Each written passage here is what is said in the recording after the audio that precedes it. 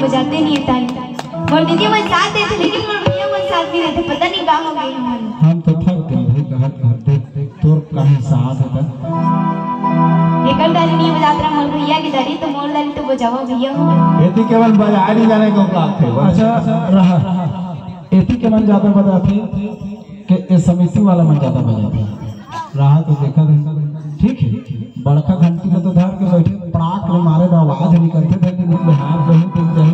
चल चल मधुर मधुर बंसी बाज जमुना के तेरे मधुर मधुर बंसी बाज जमुना के तेरे मन लाओ भाई का नगर में बोली रे राजा तू राजा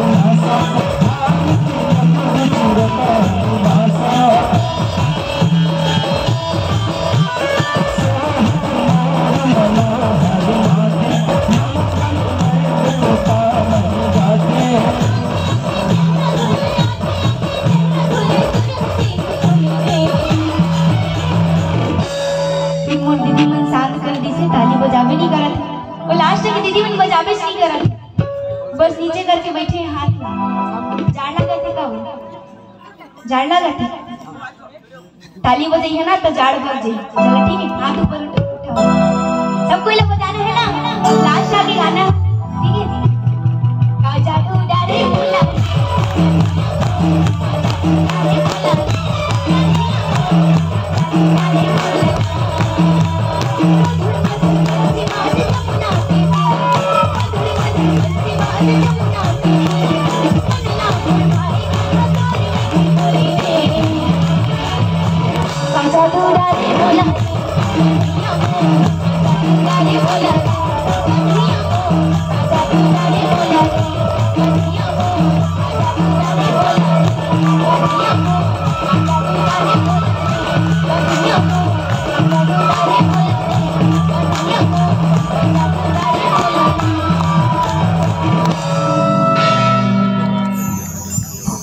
श्यामती रामचंद्र की क्या करें बबलू।